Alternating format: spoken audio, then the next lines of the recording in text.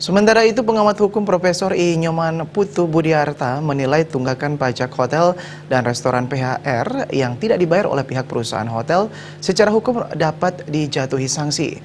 PHR merupakan salah satu aset pendapatan daerah yang diharapkan mampu menggeliat untuk mendukung program-program pembangunan, utamanya infrastruktur dan sarana prasarana pariwisata di masing-masing daerah kabupaten kota di Bali.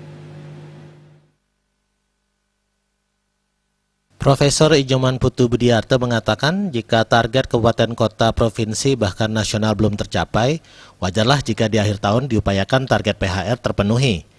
Perusahaan yang tidak memenuhi kewajibannya dapat dikenakan sanksi karena sudah diatur dalam Undang-Undang tentang PPH atau pajak penghasilan.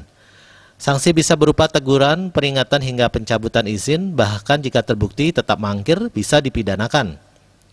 Kendati demikian, apabila sampai izin perusahaan tersebut dicabut, dampaknya akan dirasakan semua pemangku kepentingan, termasuk karyawan perusahaan bersangkutan. Mengenai pendapatan asli daerahnya saya kelihatan kalau lalu itu bupati maupun wali kota ini kan juga kena catatan ketika menyampaikan pidato pertanggungjawaban secara Oleh karena itu, agar hal tersebut tidak terjadi, seharusnya perusahaan taat terhadap pajak penghasilan. Apabila memang tidak bisa membayar tepat waktu karena sesuatu dan lain hal, pemerintah juga bisa memberikan penangguhan pajak terhadap perusahaan tersebut dengan catatan harus segera dibayarkan. PHR dapat mendukung pendapatan asli daerah PAD daerah bersangkutan. Jaya Kusuma, Bali TV.